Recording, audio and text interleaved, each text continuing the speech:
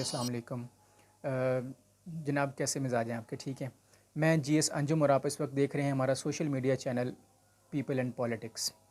आज जिस अहम तरीन मौजू पर हम गुफ्तगू करने जा रहे हैं वो, जैसा कि आप सबको मालूम है, इस वक्त पाकिस्तान के अंदर एक हलचल मची हुई है और पूरी दुनिया में जहाँ कहीं भी पाकिस्तानीज़ आबाद हैं, एक इज़्तिराब और एक खुशी गुमगू की सूरत हाल है। कोई खुश हो रहा है तो कोई उस पर अपसेट भी है। तो एक ऐसी सूरत हाल है ऑल ओवर द वर्ल्ड पाकिस्तानियों के लिए, और उसकी वजह है, जैसा कि आप सबको मालूम है, इमरान ख़ान साहब की नाअहली। इमरान ख़ान साहब एक अवामी लीडर हैं और पाकिस्तान तहरीक इंसाफ के चेयरमैन हैं। अब उनकी नाअहली पर इतनी ज़्यादा अपसेट होना लोगों का या खुश होना ये बनता भी है। उसकी वजह यह है कि किसी की वो चाहत में है तो कोई उनके मुखालफत में है। अब इमरान ख़ान पिछले कई दिनों से जिस तरह की सियासत कर रहे हैं वो आप सबके सामने है। उनको अल्लाह पाक ने मौका भी दिया, 3 साढ़े 3 साल का उनको हुकूमत मिली। पाकिस्तान के बादशाह रहे, जनाब आले नाल थे। उससे पहले उनकी सियासी जिद्दोजहद आपके सामने है। फिर उस बादशाहत का टाइम उनको मिला, वो दौरान उस तब्दीली के नाम पे जो मुल्क में एक सियासत की उन्होंने, वो आपके सामने। फिर उसके बाद का अभी जो टाइम आया है, इसके अंदर उनकी जो सोशल कैंपेन है, लोगों के अंदर सियासत की जो कैंपेन उन्होंने चलाई, वो आप सबके सामने है। अब इस सारे मौजू पर बात करने के लिए जो सबसे इम्पॉर्टेंट गुफ्तगू जिसकी तरफ आज हम इस वीडियो में जा रहे हैं और आपको लेके चल रहे हैं, वो जनाब ये है कि क्या वजह हुई है, इमरान ख़ान साहब को नाअहल क्यों किया इन्होंने, नाअहली की वजूहात क्या हैं, और फिर नंबर 2 पे हम बात करेंगे कि अब आगे इमरान ख़ान साहब के लिए सबसे अहम बात क्या है कि उन्होंने अब क्या करना है। अब इस पर अंडर करंट क्या चल रहा है, मैं वीडियो के आखिर में उस पर भी आपकी तवज्जो दिलाऊंगा और आपसे एक इम्पॉर्टेंट बात भी करूंगा। तो सबसे पहले मैं आपको बताता हूं कि इमरान ख़ान साहब नाअहल क्यों हुए। ये जो 63-1P का जो एक मिज़ाइल उनके ऊपर आके गिरा है और कानून की वो शिक जिसके तहत वो नाअहल करार दिए गए हैं, उसके अंदर क्लियरली लिखा है कि अगर कोई शख्स मतलब अपनी स्टेटमेंट के ख़िलाफ़ कोई बात करता है, सादिक और अमीन नहीं होता इस ममलकत खुदादाद के कारगुजारी में और मुल्क को चलाने में, या उसके अपनी स्टेटमेंट्स में अपने काम के लिए, तो वो किसी भी अवामी ओहदे का अहल नहीं रहता। तो अब उसकी नाअहली जो है, इमरान ख़ान साहब की नाअहली इसी बुनियाद पर हुई है कि उन्होंने जो तोशा खाना से पाकिस्तान का जो एक ऐसी जगह जहाँ पे लोगों को गिफ्ट मिलते हैं, जहाँ पे बैरूनी जो सदूर हैं या ममलकत हैं, दूसरे मुल्कों से जितने भी तोहफ़े आते हैं वो पाकिस्तान उस तोशा खाना में रखता है, और वहाँ से सिर्फ़ और सिर्फ वज़ीर आज़म और सदर को एक्सेस होती है, या जो भी वहाँ के कारगुजार होते हैं लोग उनके पास। तो उसमें सबसे बड़ा किरदार वज़ीर आज़म साहब का होता है, क्योंकि इनके पास कलीदी किरदार है एक मुल्क के अंदर। तो ये जहाँ कहीं भी जाते हैं इनको तोहफ़े मिलते हैं। वो तोहफ़े जब वहाँ पे आते हैं तो उनकी हिफाजत की जाती है, उनकी बाकायदा रिकॉर्डिंग होती है, रिकॉर्ड मेंटेन किए जाते हैं, उनकी वैल्यू सेट होती है और उनका मुल्क के नाम के साथ वहाँ पे सेव किया जाता है तोशा खाना के अंदर। अब इसी तरह का कुछ केस यहाँ भी हुआ है कि इमरान ख़ान साहब को अपने 3.5 साल दौरे हुकूमत में जितने तहाइफ़ मिले, या पहले से जो कुछ तोहफ़े वहाँ रखे हुए थे तोशा खाना में, इमरान ख़ान साहब की नेचर आपको पता है कि ये शुरू से भिखारी हैं और लोगों से पैसा मांग कर ये यहाँ तक पहुँचे थे, और अब भी यही इनका मेजर जो काम है वो यही है, पैसे बनाना। अब उसके पीछे इन्होंने वही काम, इनका जहन जो था वो वहाँ पे कार फरमा हुआ और इन्होंने तोशा खाना पे हाथ रखा और कीमती घड़ियाँ, कीमती पेन, तहाइफ़ और तरह के मॉडल्स, तरह तरह की चीज़ें, वो उसकी तफसील आज न्यूज़पेपर के अंदर आ चुकी है और उसमें न्यूज़ में भी चल रही है, जो टाइमली न्यूज़ हेडलाइंस आ रही होती हैं। तो आप उनको आज की डेट में देख लें कि 23 अक्टूबर के अंदर आपको उन सारी तफसीलात मिल जाएंगी। तो इमरान ख़ान साहब को चूँकि एक जहन ही ऐसा है भीख मांगने का, पैसे इकट्ठे करने का, तो इन्होंने वहाँ पे भी वही काम किया और वो उस पर फिर ये पकड़े गए। करोड़ों की चीज़ें इन्होंने वहाँ पे वो कौड़ियों के भाव बकौल न्यूज़ मीडिया के इन्होंने वो उठा ली, और फिर उसको एक और गलती ये की कि उसको अपने डॉक्यूमेंट भी नहीं किया, अपने बैंक अकाउंट्स में भी उसको शो नहीं किया।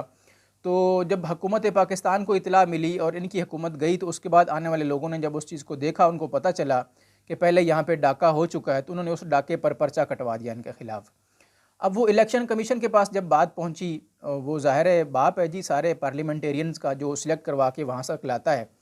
जब उस बाप के पास शिकायत पहुंची तो उन्होंने क्या किया कि उन्होंने इमरान ख़ान साहब के ख़िलाफ़ इन्वेस्टिगेशन करवाई। इन्वेस्टिगेशन में पता ये चला कि इमरान ख़ान साहब वाकई चोरी की इन्होंने, इन्होंने गलत काम किया है। एक घड़ी जिसकी कीमत 8 करोड़ समथिंग थी, उसको इन्होंने बहुत कम कीमत देकर वहाँ से अपने पास रख लिया है और फिर बेची भी उसी के पास जाके जहाँ से वो ख़रीदी गई थी। तो मतलब पूरी चेन कंप्लीट की इन्होंने इस तरह से, तो वहाँ से केस खुल गए और बहुत सारी चीज़ें इनके नाम पे निकल आईं। तो जिन जिन चीज़ों को इन्होंने उठाया और अपने फैमिली में इन्होंने वो गिफ्ट बांटे, वो सारे पकड़े गए।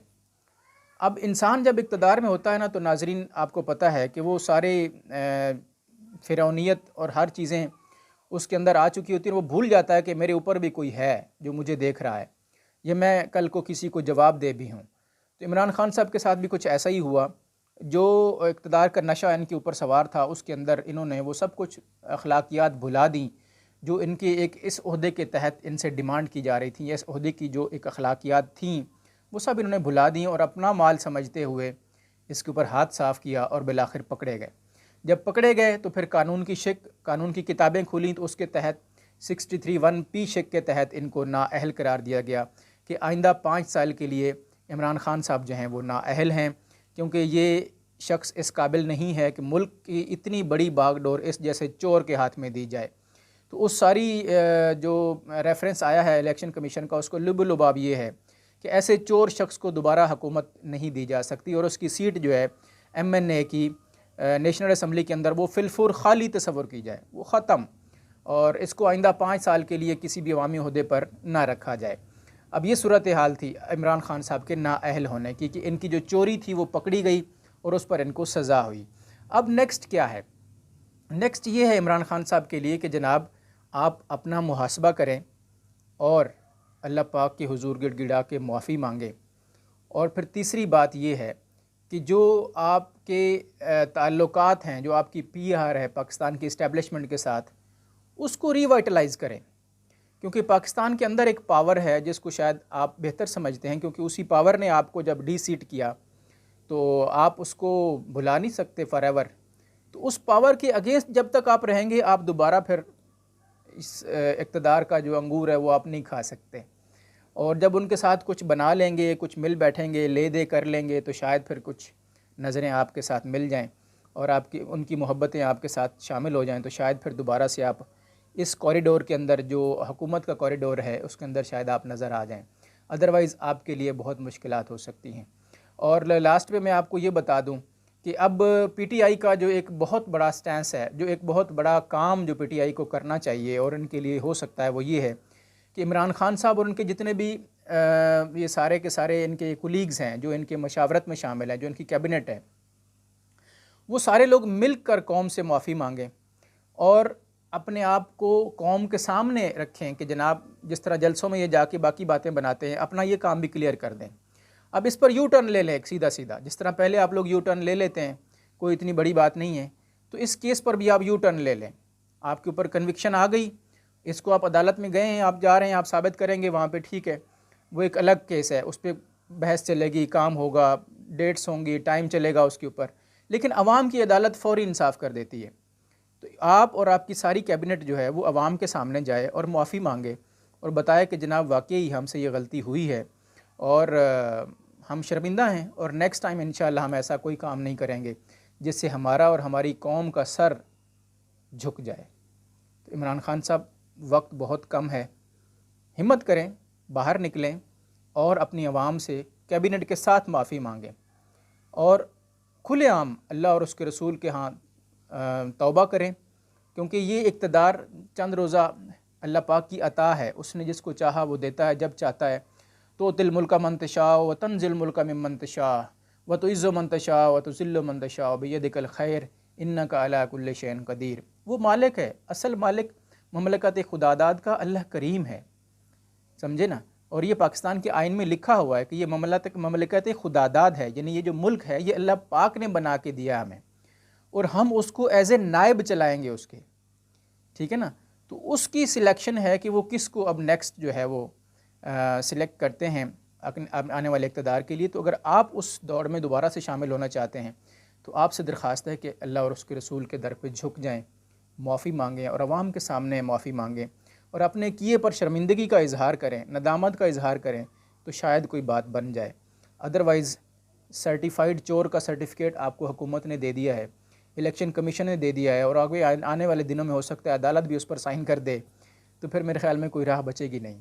तो आप बेहतर जानते हैं, इक़्तिदार की राहदारियों में आप फिरते रहते हैं, एस्टेब्लिशमेंट के साथ और आवाम के साथ आपका राब्ता आपको दोबारा से अपने पाँव पे खड़ा कर सकता है, वरना इसके अलावा मुझे कोई सूरत नज़र नहीं आती कि पीपल के साथ जो आपने पॉलिटिक्स की है वो हम हाईलाइट करते रहेंगे और आपके लिए कोई बेहतर मशवरा होगा तो इंशाल्लाह आपकी नज़र भी करते रहेंगे। आप सबका यहाँ तक आने का बहुत शुक्रिया। वीडियो आपने देखी, बस एक छोटा सा काम कर लें, चैनल को लाइक और सब्सक्राइब ज़रूर कर लें ताकि आपका और हमारा राब्ता रहे, और मज़ीद अपनी सजेशन से भी हमें अपने कमेंट्स में ज़रूर बताइए ताकि हम आपकी राय को आगे रखते हुए इस पर मज़ीद बेहतरी ला सकें। Thank you very much for watching people and politics.